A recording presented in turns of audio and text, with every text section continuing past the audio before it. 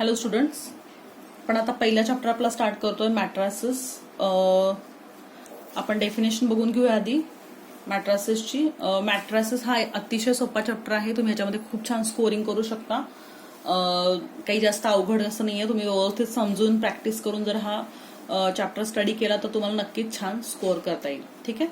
So आपण start करूया मॅट्रासेस. मॅट्रासेसची definition आपण बघून घेऊया की arrangement of numbers in the bracket. ठीक आहे. So arrangement of numbers in the bracket which is known as braces also. आपण ह्याला ब्रेसेस पण म्हणतो. सो आपण एक अरेंजमेंट करणार आहे आपल्या नंबर्सची अशा प्रकारच्या ब्रॅकेटमध्ये. स्क्वेअर ब्रॅकेट म्हणतो आपण त्याला. सो स्क्वेअर ब्रॅकेटच्या आतमध्ये जी आपली अरेंजमेंट ऑफ नंबर्स असणार आहे आपण त्याला मॅट्रासेस असं नाव देणार आहे. ठीक आहे. सो हे आपलं स्ट्रक्चर ऑफ मॅट्रिक्स असणार आहे. आपण इथे बघू शकतो. ठीक आहे.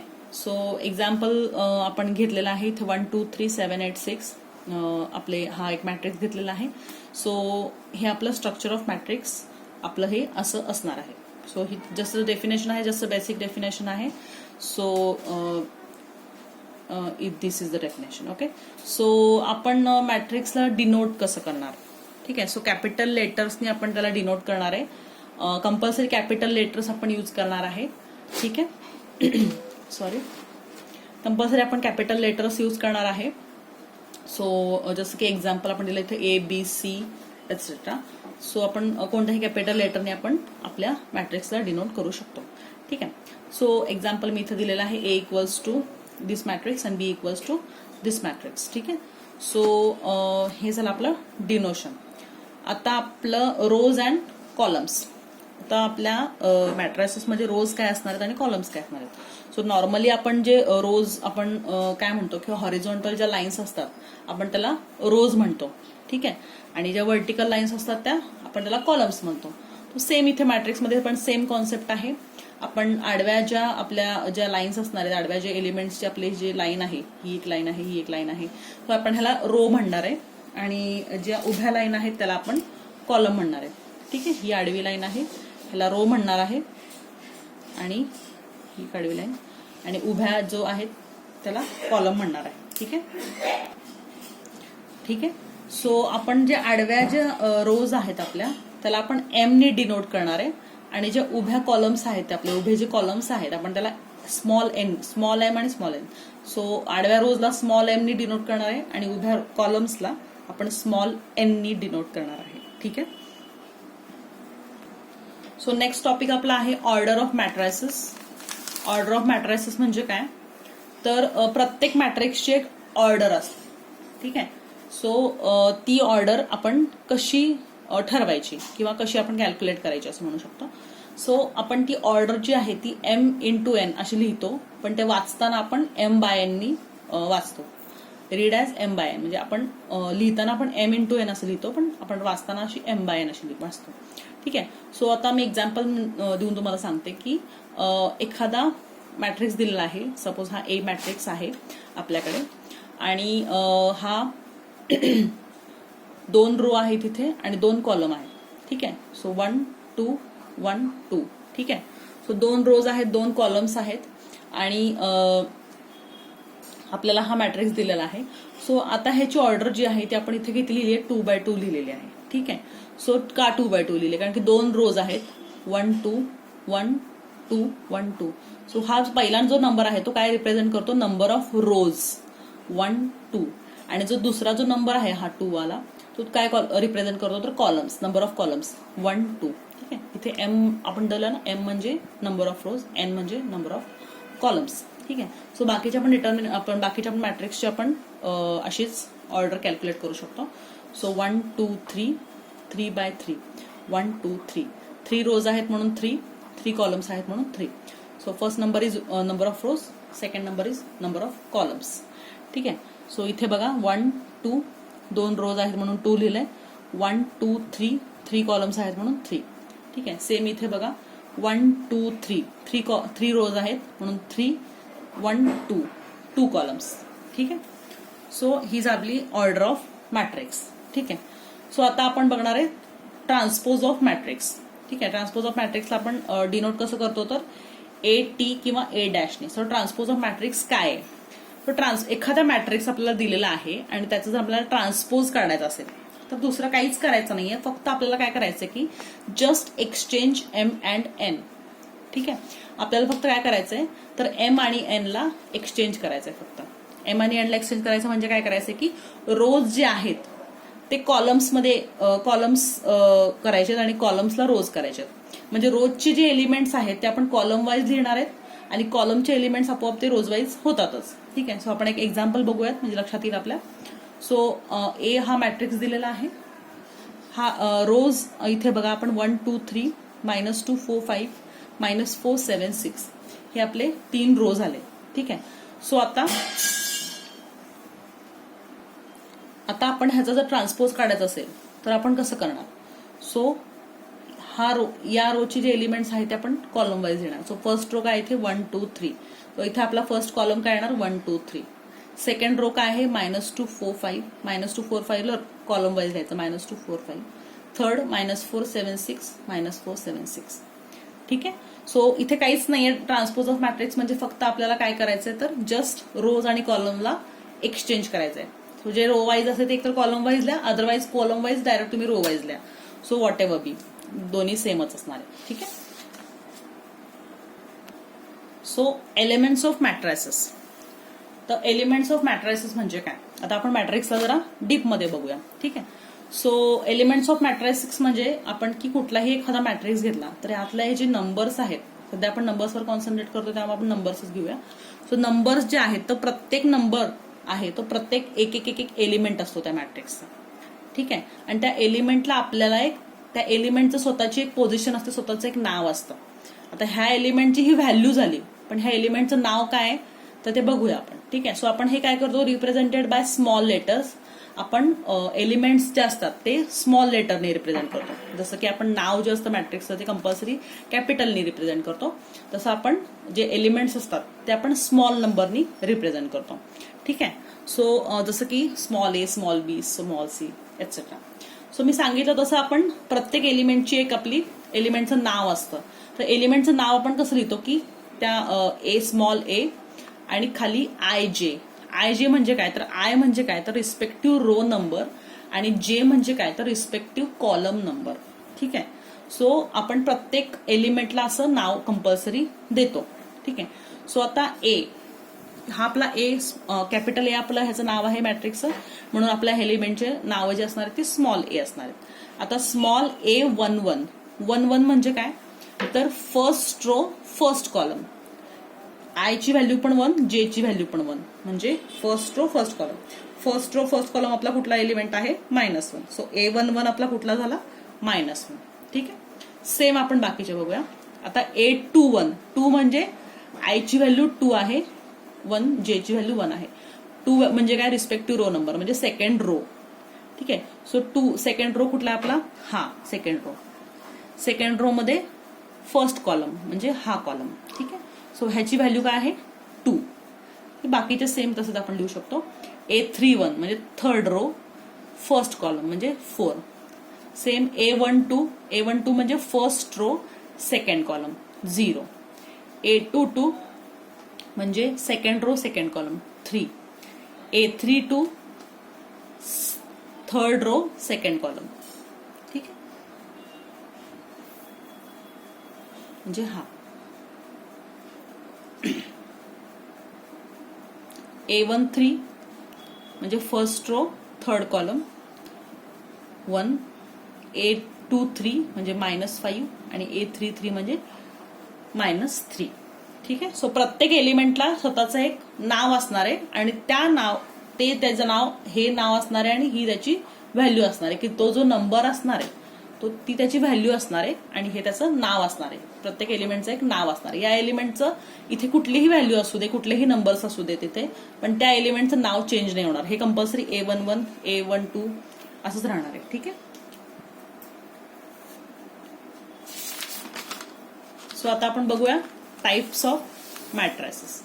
सो टाइप्स ऑफ मॅट्रिसेस काय आहेत. सो पहिला जो आपला टाइप आहे तो आहे रो मॅट्रिक्स.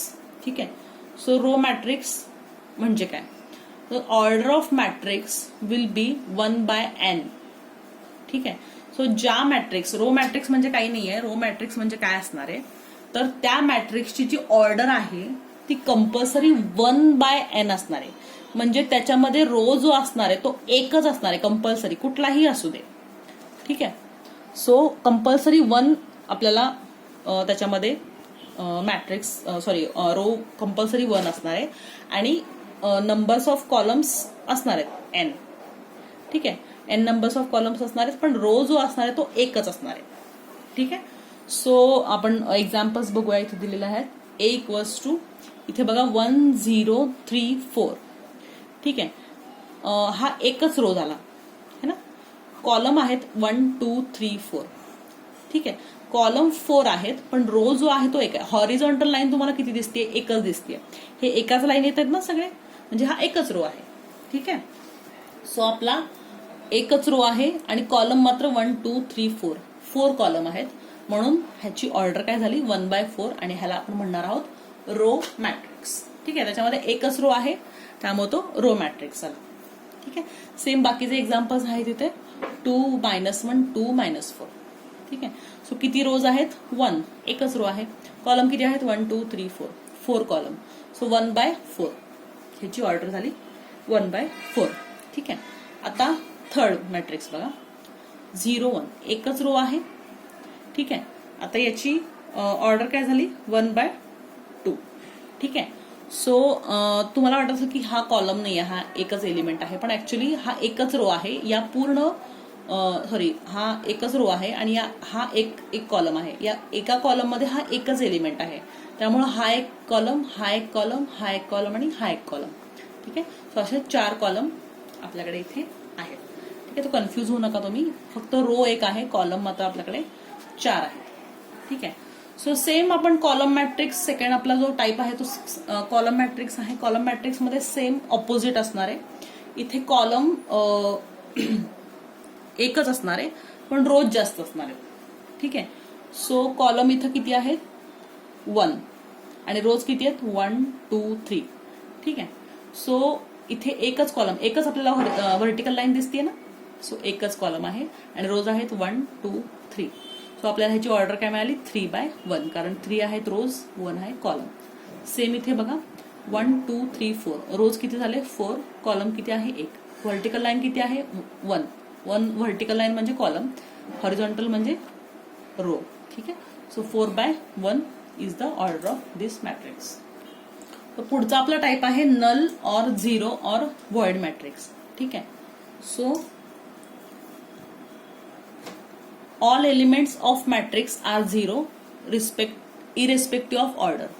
ठीक आहे. सो कोणताही एखादा मॅट्रिक्स आहे आणि त्याच्यामधले सगळे एलिमेंट्स, सगळे एलिमेंट्स जर झिरो असतील तरच आपण त्याला नल ऑर झिरो मॅट्रिक्स म्हणतो. मोस्टली ह्याला हे दोन आपण वर्ड जास्त यूज करतो, व्हॉइड हा वर्ड जास्त नाही यूज करत. सो नल किंवा झिरो आपण मॅट्रिक्स त्याला म्हणतो. सो आपण त्याला झेडनी डिनोट करतो. ठीक आहे. सो ऑर्डर काहीही असू दे, पण सगळे एलिमेंट्स झिरो पाहिजेत. सगळे, एकही एलिमेंट जरी नॉन झिरो असला तरी आपण त्याला नल मॅट्रिक्स किंवा झिरो मॅट्रिक्स नाही म्हणू शकत. ठीक आहे. सो इथे आपण एक्झाम्पल दिलेला आहे आणि ह्याला आपण झेडनी कंपल्सरी डिनोट करणार आहे. सो 0 0 0 0 हा आपला 2/2चा आहे आणि हा बघा 1 2 1 2 3. सो हा आहे आपला 2/3चा. ठीक आहे.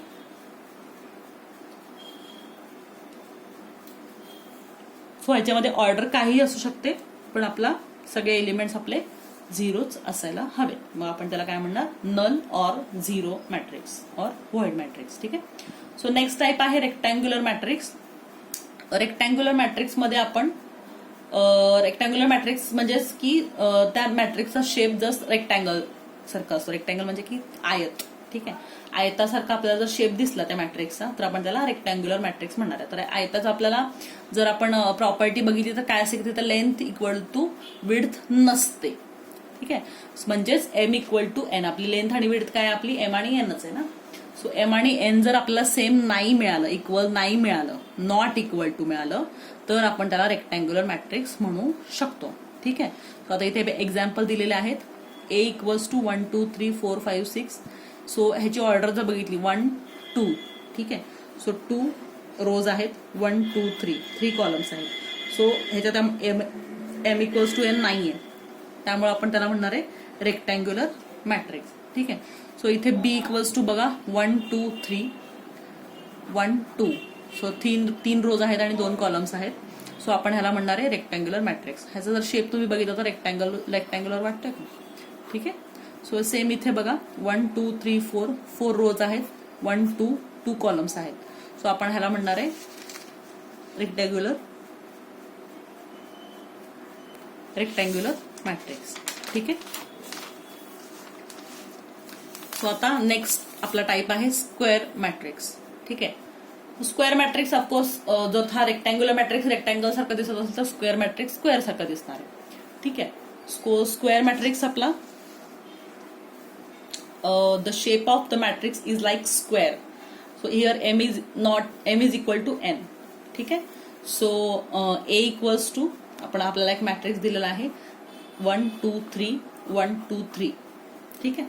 3x3 चा हा मॅट्रिक्स आहे. इथे m इक्वल्स टू n आहे म्हणून हा स्क्वेअर मॅट्रिक्स आहे. स्क्वेअर मॅट्रिक्स मध्ये compulsory m equals to n असणार आहे, कारण आपल्या स्क्वेअर मध्ये जर आपण प्रॉपर्टी बघितली तर लेंथ इक्वल टू विड्थ असते आणि आपल्याकडे लेंथ आणि विड्थ काय m आणि n. सेम इथे बघा 1 2 1 2 2x2.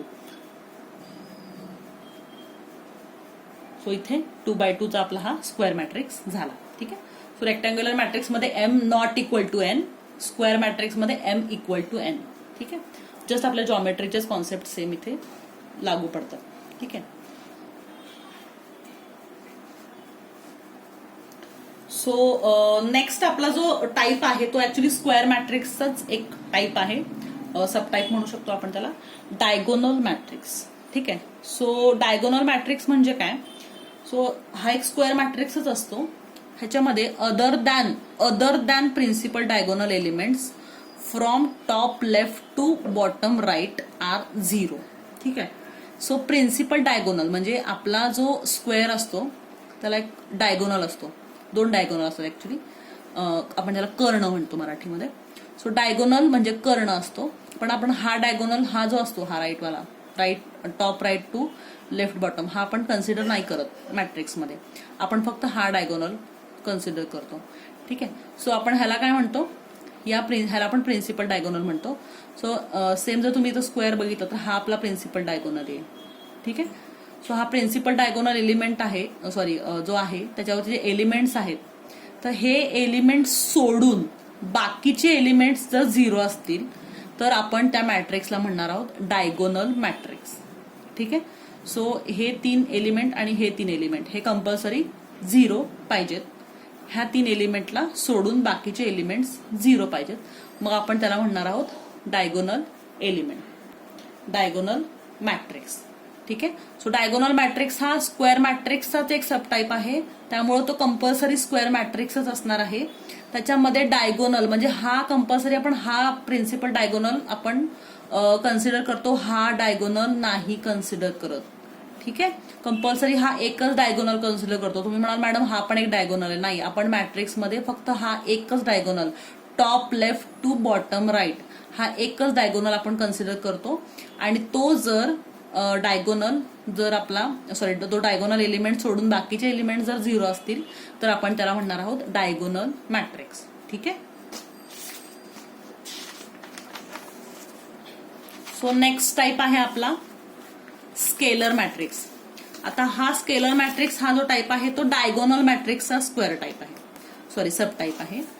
सो सब टाईप असल्यामुळे तो एकतर कंपल्सरी स्क्वेअर मॅट्रिक्स असणार आहे आणि तो कंपल्सरी डायगोनल मॅट्रिक्स पण असणार आहे. ठीक आहे. सो स्केलर मॅट्रिक्स म्हणजे काय, तर it is a diagonal matrix having same elements at principal diagonal. ठीक आहे. सो ह्याच्यामध्ये सेम एलिमेंट्स असणार आहेत प्रिन्सिपल डायगोनलवर. बाकीचे डायगोनल मॅट्रिक्सचे सगळे रूल ऑफकोर्स ह्याला ऍप्लिकेबल आहेत. सो प्रिन्सिपल डायगोनल सोडून बाकीचे एलिमेंट्स ऑफकोर्स 0 असणार आहेत आणि हे 3 एलिमेंट्स पण सेम पाहिजेत. ठीक आहे. सो आपण त्याला स्केलर मॅट्रिक्स असं म्हणणार आहे. ठीक आहे. सो इथे आपण बघूयात हा 3x3 चा आहे मॅट्रिक्स. याच्यामध्ये हा सेम एलिमेंट्स आहेत इथे 4x4चा आहे, इथे सेम एलिमेंट्स आहेत 3 3 3 3. ठीक आहे. सो कितीही ऑर्डर कितीही असू दे, तो कंपल्सरी डायगोनल मॅट्रिक्स हवा, स्क्वेअर मॅट्रिक्स हवा. कंपल्सरी स्क्वेअर मॅट्रिक्स असेल तरच तो डायगोनल मॅट्रिक्स असेल. स्क्वेअर मॅट्रिक्स, डायगोनल मॅट्रिक्स आणि जर सेम एलिमेंट्स असतील तर आपण त्याला स्केलर मॅट्रिक्स असं म्हणणार. ठीक आहे. बाकी दुसरा डायगोनल मॅट्रिक्स मधला दुसरा जो टाईप आहे तो आयडेंटिटी मॅट्रिक्स आहे. ह्याच्यामध्ये पण तो स्केलर मॅट्रिक्स सारखं सेम आपल्याला डायगोनल सेम मिळणार आहेत, पण ह्याच्यामध्ये कोणताही नंबर नाही जाणार. इथे कंपल्सरी 1च पाहिजे. ठीक आहे. So compulsory diagonal elements compulsory 1 असायला हवा. प्रत्येक एलिमेंट 1च असायला हवा. त्याची व्हॅल्यू जी आहे ती प्रत्येकाची 1 असायला हवी. मगच आपण त्याला आयडेंटिटी मॅट्रिक्स असं म्हणणार आहे. आपण ह्याला युनिट मॅट्रिक्स असं पण म्हणतो. ठीक आहे. सो ऑर्डर काही असू दे, स्क्वेअर मॅट्रिक्स असायला हवा, डायगोनल मॅट्रिक्स असायला हवा आणि डायगोनल एलिमेंट्स जे आहेत त्याची व्हॅल्यू कंपल्सरी प्रत्येकाची 1 असायलाच हवी. ठीक आहे. मग आपण त्याला काय म्हणणार आहे, आयडेंटिटी मॅट्रिक्स किंवा युनिट मॅट्रिक्स. ठीक आहे. सो आता नेक्स्ट टाईप. ठीक आहे. सो आपला नेक्स्ट टाईप जो आहे तो आहे डिटर्मिनंट ऑफ मॅट्रिक्स. ऍक्च्युली हा टाईप नाहीये, आपण एक डिटर्मिनंट ऑफ मॅट्रिक्स म्हणजे एक आपण मॅट्रिक्सचं आपण डिटर्मिनंट मध्ये कन्व्हर्जन कसं करणार, तर किंवा डिटर्मिनंट त्याचा कसं कॅल्क्युलेट करणार हे आपण इथं शिकणार आहोत. ठीक आहे. सो डिटर्मिनंट ऑफ मॅट्रिक्स कसं कॅल्क्युलेट करायचं. सो आपल्याला एक ए हा एक स्क्वेअर मॅट्रिक्स दिलेला आहे. If A is a square matrix then mod A equals to determinant of A. So आपण त्या मॅट्रिक्सच्या डिटर्मिनंटला आपण मॉड ए नी रिप्रेझेंट करणार आहोत. ठीक आहे. So mod A equals to determinant of A. So A equals to आपल्याला दिलाय 2 3 1 1 2 3 -1 1 0. सो आपण त्याला मॉड ए ला आपण फक्त डिटर्मिनंटच्या ब्रॅकेटमध्ये घालणार आहोत. जो आपला स्क्वेअर ब्रॅकेट जो आहे मॅट्रिक्स ब्रॅकेटचा, तो आपण फक्त डिटर्मिनंटचं ब्रॅकेट आपण त्याला देणार आहोत. म्हणजे फक्त 2 फक्त इथं लाईन असतील आणि 2 3 बाकी एलिमेंट सेम असतील, सेम पोझिशनला असतील. ठीक आहे. पोझिशन पण चेंज होणार नाही आणि त्या एलिमेंटची व्हॅल्यू पण चेंज होणार नाहीये. डिटर्मिनंटची व्हॅल्यू कशी कॅल्क्युलेट करायची हे मे बी तुम्हाला माहित असेल, तरी पण एकदा मी सांगते. तर मॉड ए इक्वल्स टू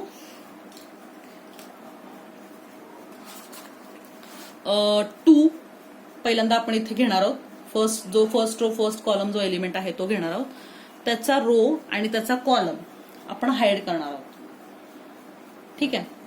त्याचा रो आणि त्याचा कॉलम हाईड केल्यानंतर आपल्याला जो डिटर्मिनंट 2/2 चा जो डिटर्मिनंट दिसतो त्याची व्हॅल्यू आपण कॅल्क्युलेट करणार आहोत. त्याची व्हॅल्यू कॅल्क्युलेट करायची तुम्हाला ऑफकोर्स झालेलंच असेल. सो कसं करणार आहोत आपण 2 × 0 - 3 × 1. ठीक आहे. 2 × 0 - 3 × 1. सो 2 बाहेर येईल, हा 2 जो आहे तो बाहेर येईल आणि त्यातला जो डिटर्मिनंट आहे त्याची व्हॅल्यू आतमध्ये जाईल. 2 × 0 0 - 3 × 1 1. ठीक आहे. सो सेम आपण बाकीचे कॅल्क्युलेट करणार. इथं कंपल्सरी इथं निगेटिव्ह साईन येणार आहे, तुम्हाला माहिती असेलच. सो -3